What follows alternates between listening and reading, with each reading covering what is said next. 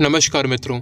22 दिसंबर को सालार थिएटर्स में रिलीज़ होने जा रही है और उसके एक दिन पहले यानी 21 दिसंबर को डंकी। ये दोनों बहुत बड़ी फिल्में हैं, बड़े बजट और बड़े सितारों के साथ बनी हैं। ये दोनों फिल्में एक दूसरे से टकराने के लिए तैयार हैं। प्रभास और शाहरुख के बीच जो युद्ध होना है, इसकी प्रतीक्षा बहुत समय से की जा रही है, पर हर बार किसी न किसी कारण से ये टलता जा रहा था।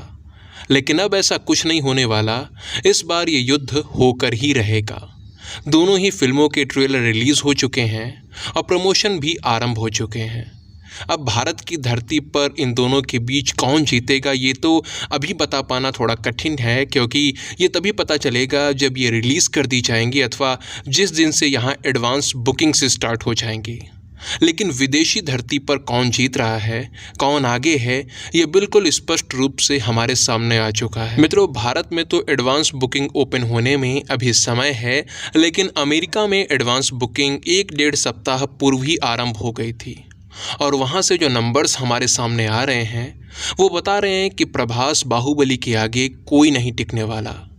यदि मैं आंकड़े बताऊं आपको, तो अमेरिका में सालार के अब तक लगभग 15,000 से अधिक टिकट्स बिक चुके हैं, जिनसे $4,20,000 से अधिक की कमाई सालार कर चुकी है। यदि इसके मुकाबले में मैं डंकी के बारे में आपको बताऊंगा तो आप विश्वास नहीं कर पाओगे। डंकी के अभी तक मात्र 30 टिकट्स बिके हैं, जिनमें से $400 की अर्निंग हुई है। आप स्वयं विचार कीजिए कि कहाँ 15,000 टिकट्स और कहाँ 30, कहाँ $4,20,000 और कहाँ मात्र $400। ये तो अभी तक की स्थिति बताई है मैंने। शायद आप लोग भी इस पर विश्वास नहीं कर पा रहे होंगे, पर यह सत्य है। अब आप कह सकते हो कि सालार का क्रेज़ इतना ज़्यादा है कि डंकी उसके आगे कुछ नहीं है, या फिर डंकी का क्रेज़ इतना कम है कि सालार हमें आगे लग रही है। इससे एक बात तो पता चलती है कि प्रभास ने बाहुबली के बाद से भले ही कोई हिट फिल्म ना दी हो, लेकिन उनका बाहुबली वाला रूप अभी भी लोगों के दिलों में है। उनके स्टारडम में इतना अंतर आया नहीं है। वैसे अभी इन दोनों ही फिल्मों के रिलीज़ होने में समय है, तो संभव है कि आगे ये आंकड़े बदल भी जाएं। हो सकता है डंकी सालार के बराबर आ जाए। साथ ही हार और जीत का वास्तविक निर्णय तो भारत की धरती पर ही होना है, और जिस दिन से भारत में एडवांस बुकिंग्स ओपन हो जाएंगी दोनों ही फिल्मों की, उसी दिन से ये युद्ध आरंभ हो जाएगा। वैसे सोशल मीडिया पर तो ये युद्ध कब का आरंभ हो चुका है। कोई निष्पक्ष नहीं है यहाँ पर, सभी ने अपना अपना पक्ष चुन लिया है। यदि मैं अपनी बात करूँ तो मैं किसी भी अभिनेता का पक्षधर नहीं हूँ। यदि कंटेंट अच्छा है, छल कपट से रहित है, तो मैं उसे अच्छा कहता हूँ, अन्यथा नहीं। और सालार का जो ट्रेलर आया है वो स्पष्ट रूप से ये बताता है कि वो KGF से भिन्न है। उसकी थीम में कोई समस्या नहीं लग रही है अभी के लिए।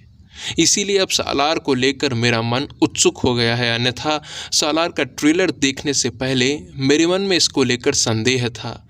मैं ज़रा भी उत्सुक नहीं था। अपने पिछले वीडियोस में मैंने कई बार ये बताया है, यदि आपने मेरी वीडियोस सुने होंगे तो जानते होंगे।